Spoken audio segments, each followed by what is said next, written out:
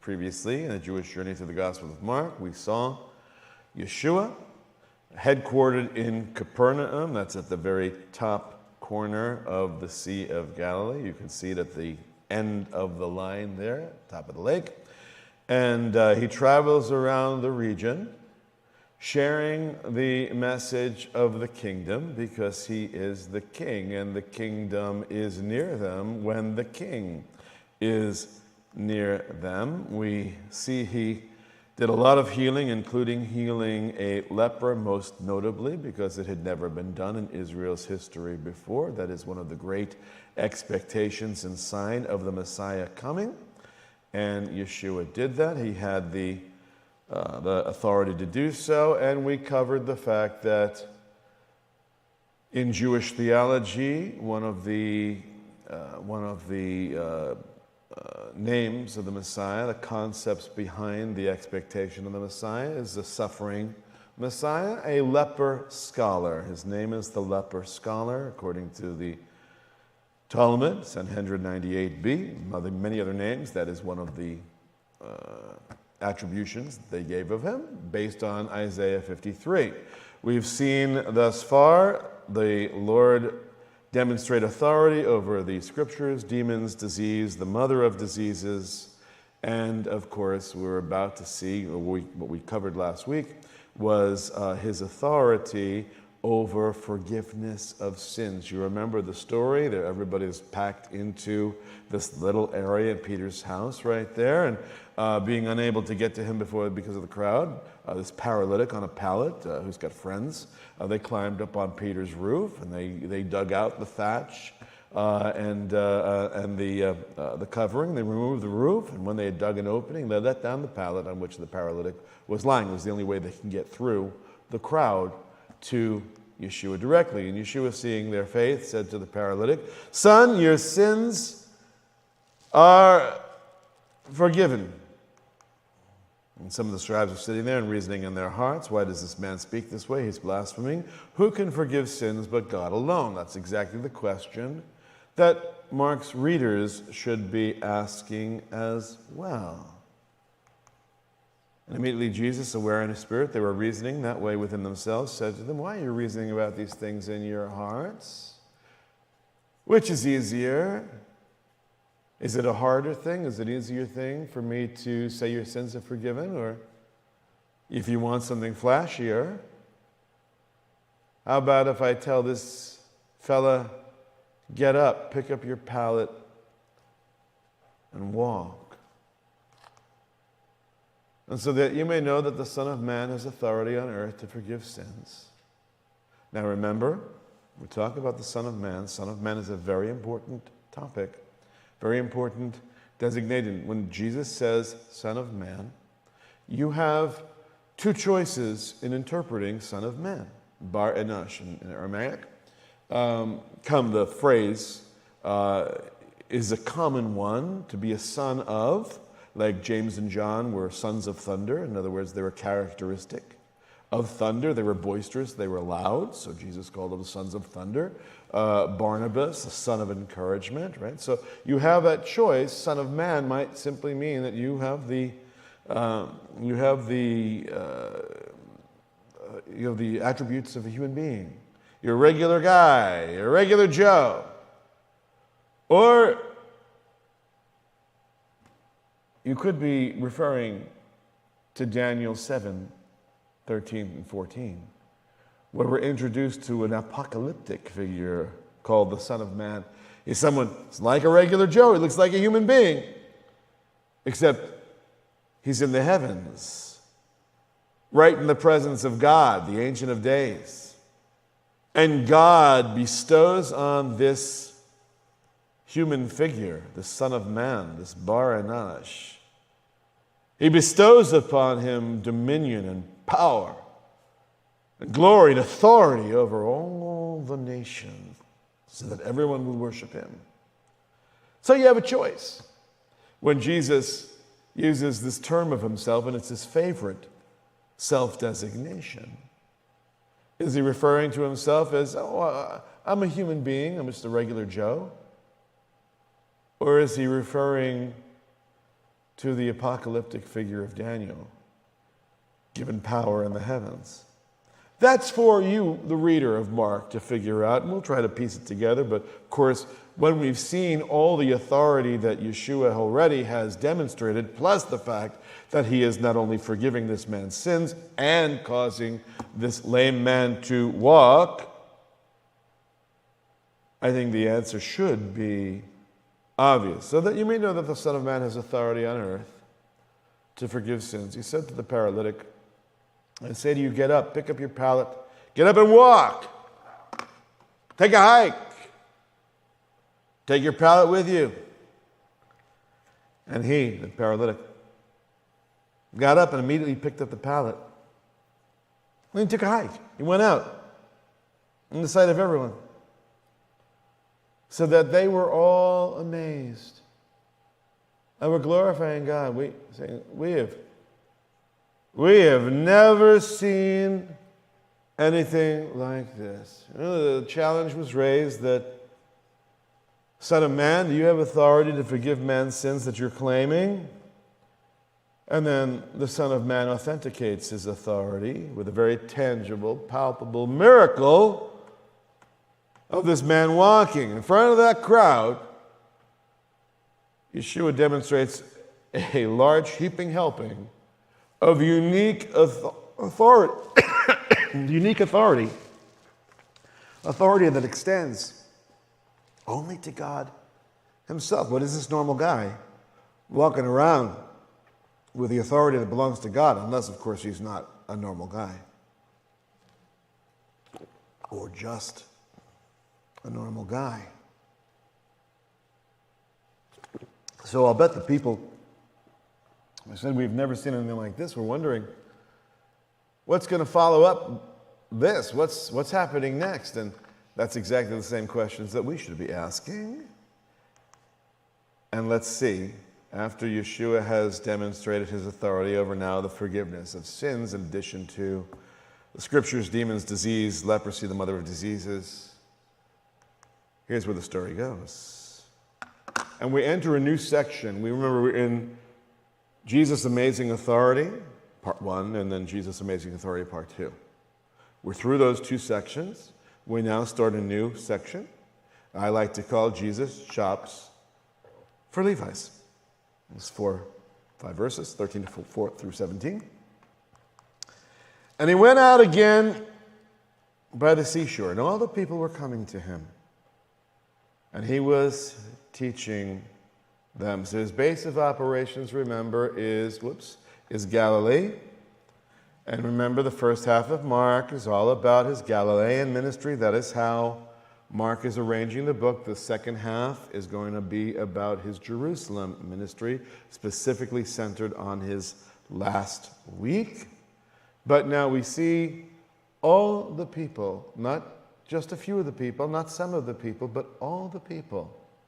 Word gets around.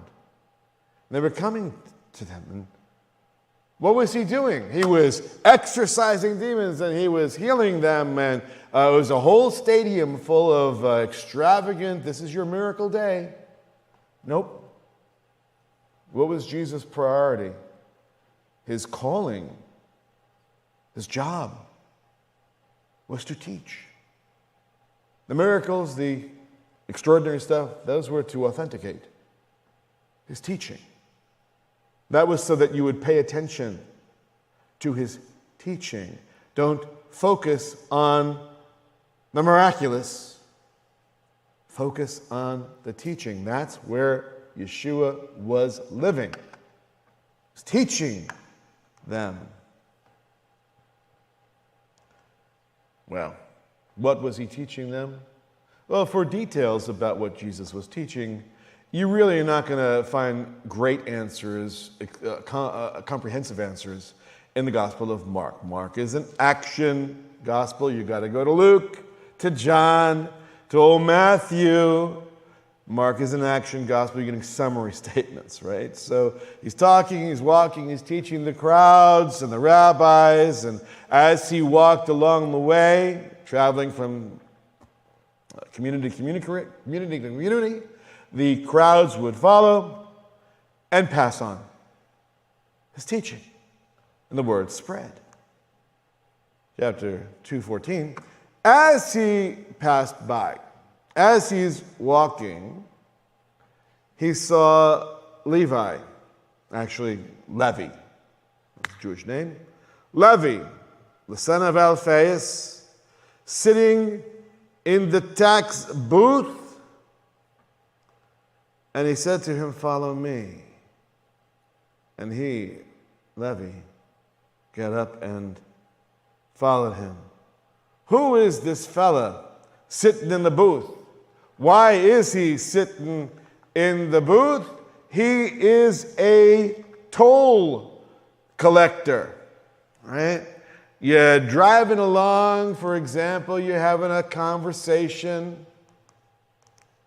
You're having a conversation on the road, and all of a sudden, you're going to pass through, and it's all electronic now, putting these guys out of jobs, but collectors, right? We all have our passes as we go to the turnpike. We have toll tags. We don't have the old-fashioned stop and put your money where, throw your change and the coins. In most cases, in some cases, as I travel, there's still some places where I have to whip out, a couple of dollars or whatever it may be to get through.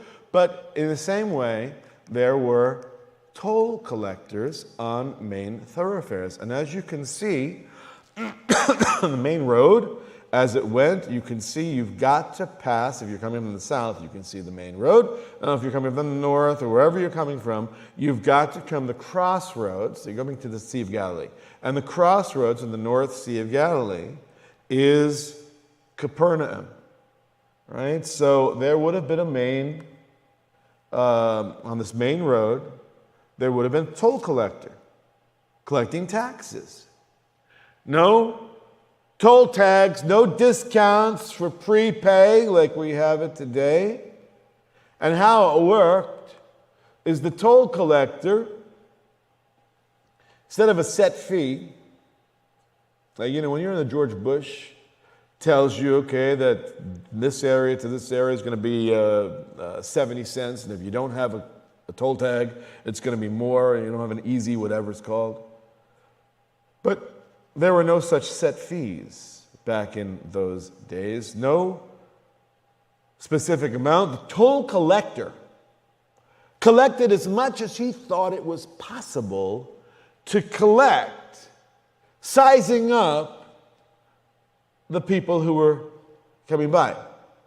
You imagine driving along our toll road, right?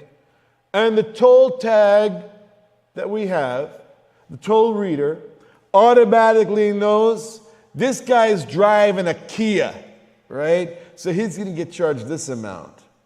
But the next guy behind him, he's driving a Lexus.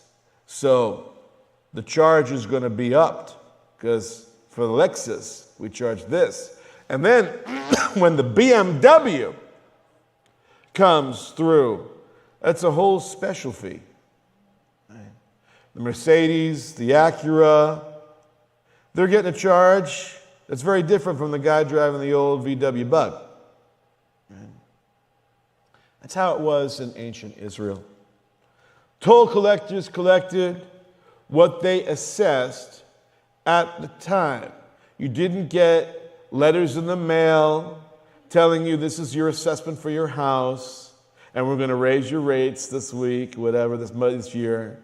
They didn't have annual, no.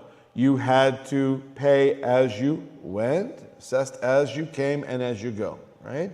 And the way that the toll collector, the tax man, got his job was by bidding for it with the authorities. Right? Little insider action. You say, listen, if you give me this job, I'm going to bring in this amount.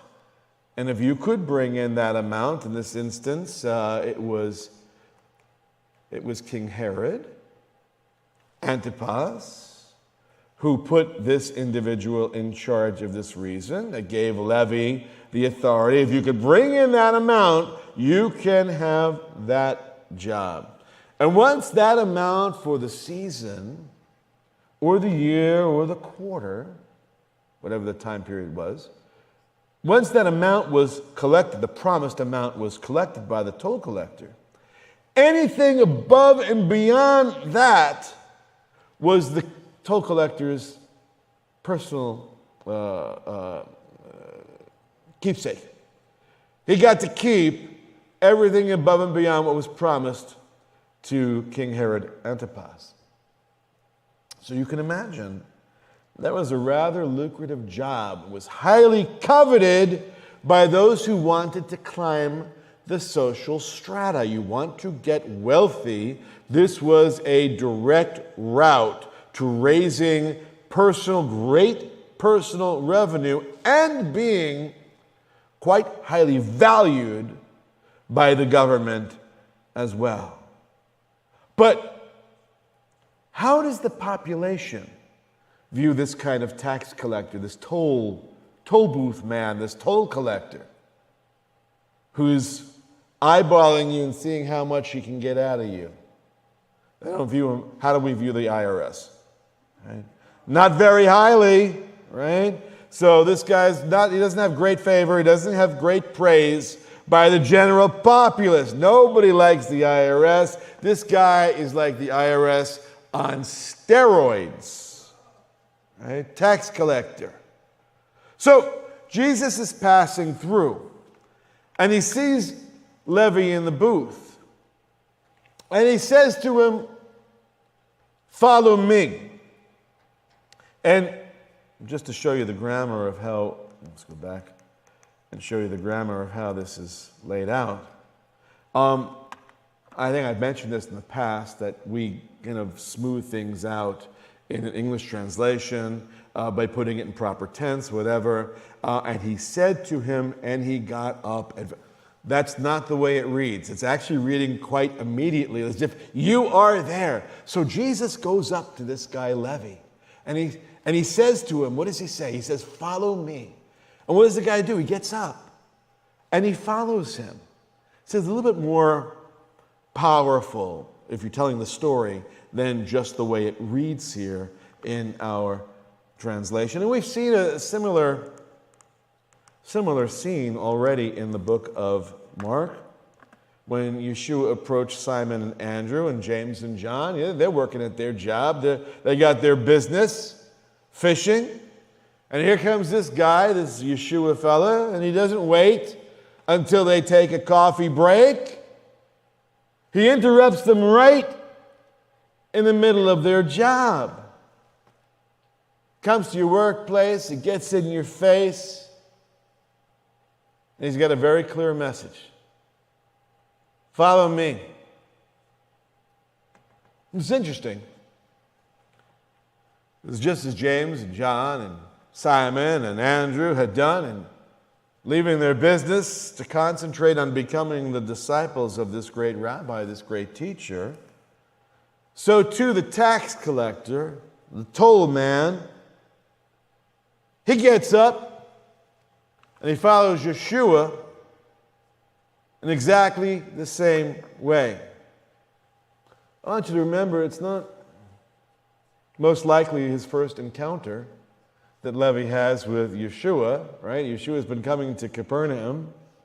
This is not the first time they've seen each other. And by the way, Levi has another name too. He's got two names. Matthew is his first name. Levi is his family name, right? The tribe of Levi. So this is the Matthew of Gospel of Matthew fame, right? And this is how he interacts with Yeshua. There's a parallel passage in the Gospel of Matthew that tells us that is indeed the guy we're talking about, Levi, is indeed Matthew or Levi. He follows Jesus. This is not a first-time cold call. All the people that have been following Yeshua, they've been around the region for some time now, getting quite a reputation. Right? Of course, this hadn't have been gathering of intel or passing information about as people come through to and from, leaving the city, passing Levi, as they leave or come back. They got to pay the toll. Everybody pays the toll. So when Yeshua came to Levi's workplace, Matthew's workplace, and interrupted his workday, he had already amassed a great deal of information about Yeshua from the reputation he had garnered. And if he himself, had perhaps maybe he was part of the group going to see Yeshua when he was teaching. And so as James and John and Andrew and Simon, Matthew, all leave their jobs. So remember, it's not like in the movies where these guys are working and all of a sudden they see some guy with piercing blue eyes who is glowing by the backlight of Hollywood, right? Whatever. And he says, "Follow me," in an English accent. And they drop everything. No, not like that. They knew who he was.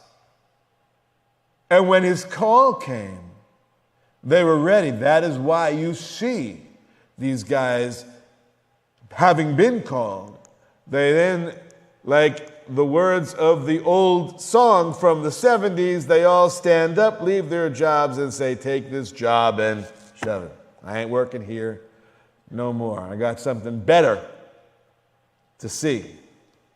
Well, again, so we talk about Levi, Matthew.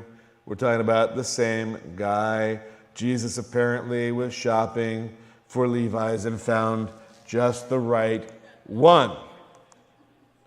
And it happened that he was reclining at the table in his house. Matthew apparently invited Yeshua to his home. He's reclining at the table in his house, and if you've been to Passover, you know that this is the way meals were eaten by the wealthy in the ancient world. We talk about this at Passover. We see how all the Jewish people reclined at Passover time in the ancient world. This is a custom that was absorbed from the larger Greco-Roman world in which they were a part. Wealthy people customarily reclined at a table so that all the Jewish people assimilate this particular custom at Passover. And if you're wealthy, you assimilate it all the time, right? Levi didn't actually have to assimilate this custom in a special sense, because in no way was Levi singing "If I Were a Rich Man," because he was a rich man indeed. And so Yeshua was reclining along with the other guests at the table at the house of Levi, and both Levi and Yeshua have, I guess we can call them posses with them, right? They both have friends, disciples for Yeshua. Now, Levi had become a disciple of Yeshua. He apparently wanted to throw a coming out party for his friends, right? How do you have a party that the two groups that he interacted with, those who were in his own social circle, the tax collectors and other assorted sinners, and Jesus and his disciples? How do you mingle the two, intermingle the two? Levi is straddling both worlds. He's mixing it up by throwing a party with both social stratas in which he moves.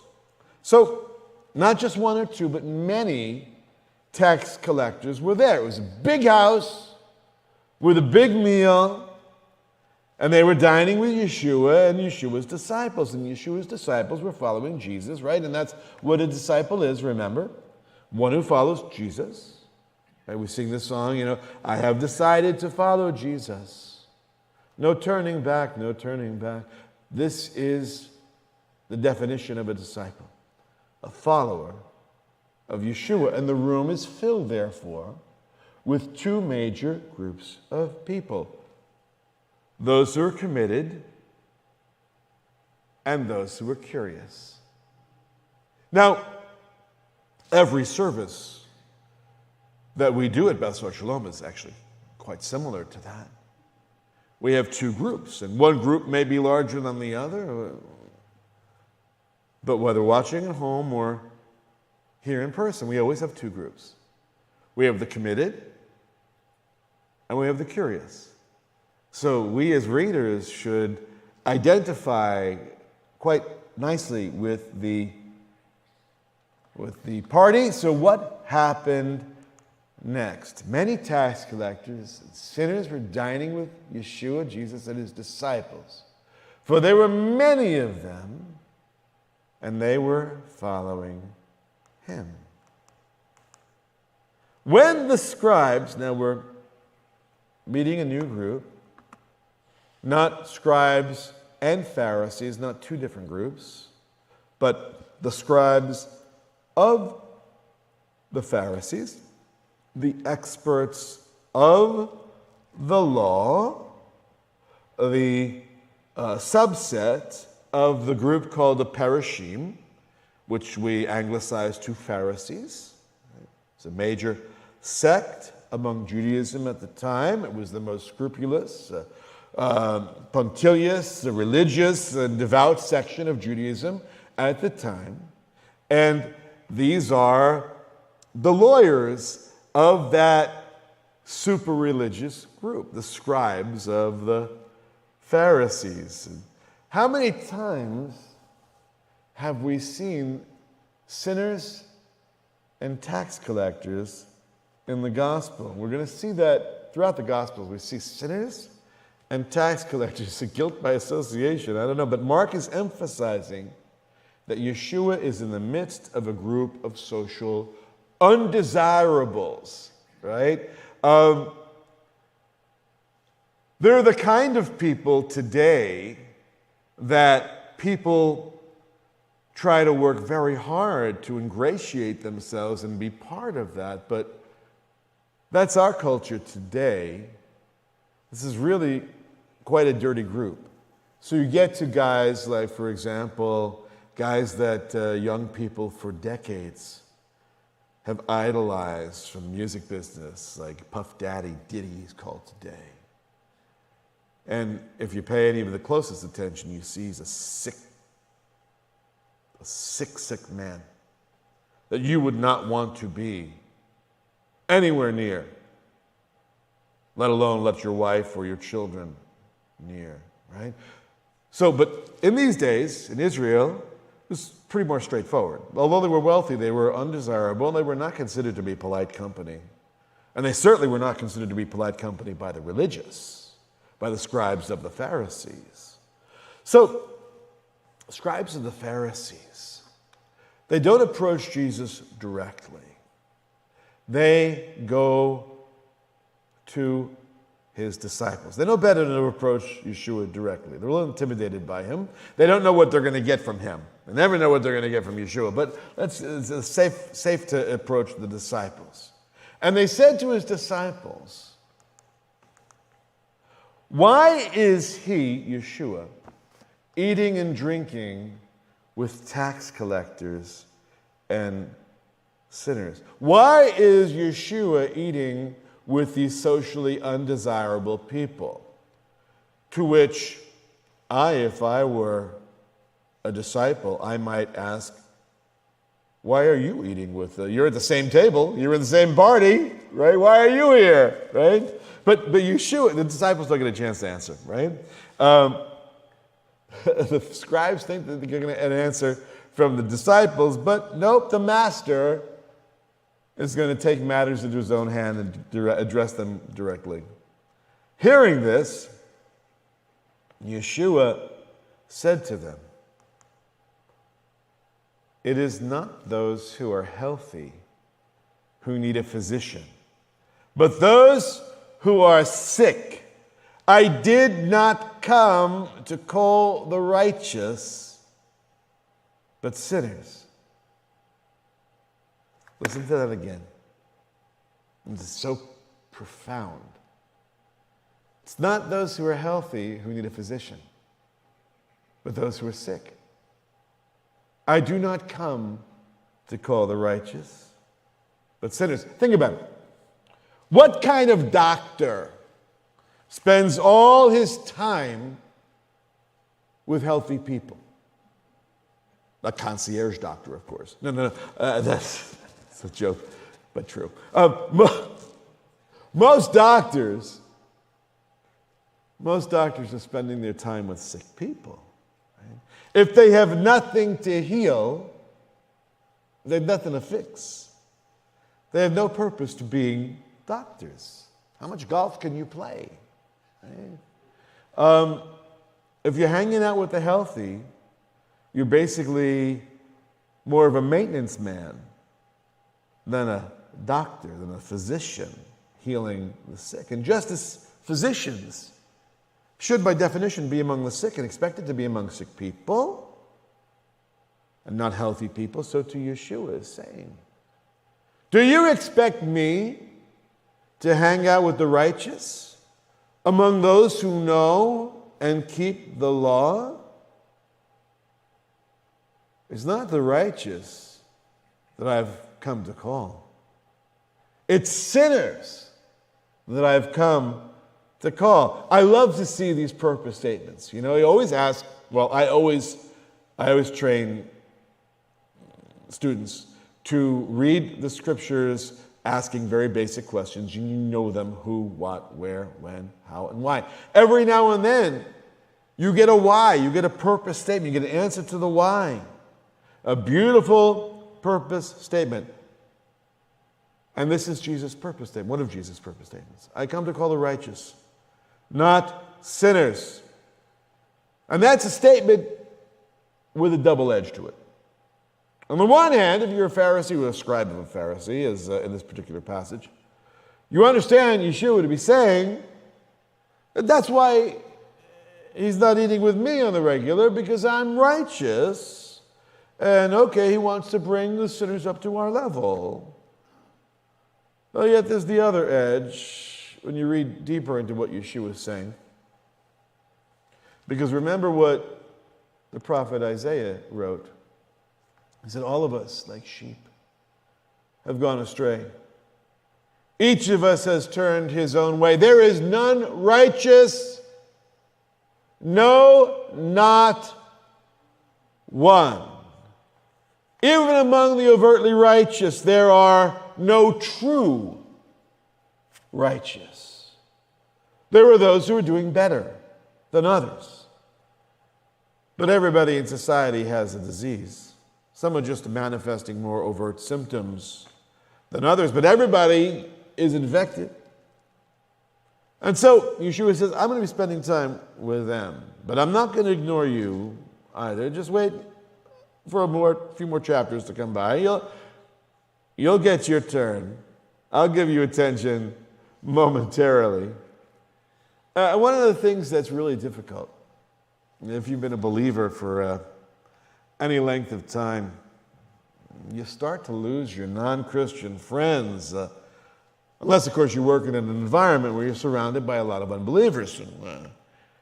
And here in Dallas, I think it's really difficult because there's a lot of actual believers, evangelicals, Christians, people who do love Jesus. They're around us, a lot of them.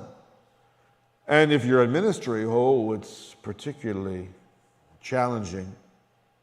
I mean professional ministry, not to say that none of you are in ministry, you're all in ministry. Right? One of the frustrating things to me when I went to seminary, and I went to seminary directly after college. I was 23. The environment was really culture shock for me, not only because of the cultural disconnect between New Jersey and Texas, but because I went directly from a college environment where I was a distinct minority as a believer to an environment that was surrounded by committed believers who were giving their lives in seminary, giving their lives to be educated, to be ministers. I thought, okay, well, let me just get through these years. Let me jump through these hoops. I'll get into the real world eventually, and then I'll have restored the balance in my life of spending time with believers and also spending time with unbelievers, just like Jesus did. The sad truth that nobody tells you, that you're rarely prepared for in seminary, is that once you become a full-time minister, your time is even more absorbed with ministering to people in your congregation, fellow believers, right? Very little time is left over to spend with unbelievers, even if you wanted to. That's a balance most people in ministry have a very difficult time with. I do. I have a problem identifying with this passage. I say, yeah, it used to be like that. I used to hang out with the sinners. At one point in my life, assuredly, it was like that. I spent a lot of time with unbelievers, sharing my faith, leading seeker-driven Bible studies, and had multiple opportunities to sow seed along the way. That's one of the reasons I went to seminary, because I found I had an aptitude for reaching unbelievers with the gospel, and I needed to refine and train my abilities. Nobody told me that once I refined and trained my abilities, that would be the end of my hanging out with mostly unbelievers. And so a lot of us have lost those kinds of opportunities over the years. I mean, that's why, like a couple of years ago, you remember I did community theater. Right? It was not just to be on stage. It was so that I could be among non-believers. There's some believers in the cast, but most were not. I wanted to be among them. I wanted to see if I still had an edge to be able to represent Jesus in an unbelieving world, right? How many of you have unbelievers within the fabric of your lives with whom you go or have the ability to go share a meal or go to a ball game or hang out socially? I no longer have access to a large circle of unsaved friends and colleagues that I once possessed, and I'm the poorer for it, and I'm wondering if you are in the same boat. But nonetheless, something for us to think about. Oh, it's already 12 o'clock. I was going to introduce another section, but let's just end this section, which I begin to call Not So Fast. We'll just end this section, begin this section, and we'll stop. And that will give us the ability to be able to get a head start on next week. A little short passage is now matched by Mark. He sorts, remember, like he's creating a scrapbook. He's sorting stories, mixing and matching so that they will complement one another. And so he's talked about Levi and finding the Levi that he wants, the Levites that he wants. And now we have this next section, which is related, not so fast. And John's disciples and the Pharisees were fasting. So now we have more people introduced into the story. John's disciples. Now remember that Peter, Andrew, and Simon, and James, these were disciples of John originally. They transferred their allegiance to Yeshua. He must increase, I must decrease, etc. John's disciples and the Pharisees, two important Jewish sects, groups, they were fasting, and they came and they said to him, what are they going to ask? Why did John's disciples and the disciples of the Pharisees fast, but your disciples do not fast? See the connection? We've just gone from a big banquet to now we're going to talk about why do you fast, why do you not fast? There's two actual questions here, which we'll answer next week. Right? Question number one, why are you sitting and eating with sinners and the socially unacceptable among religious circles? That was the previous question. Now we have the new question. Why did John's disciples and the disciples of the Pharisees fast, but your disciples do not? We've already seen Jesus deal with question number one. A physician comes to hang out with the sick, not with the healthy. What is his answer going to be for why John's disciples and the disciples of the Pharisees, the most religious, holy group and sect in Judaism, why do they fast, but your disciples very clearly do not? What is Jesus going to say to them? I'm afraid I'm going to have to leave you in suspense. We'll pick that up next week, right at that point. Let's stand up for the Aaronic benediction.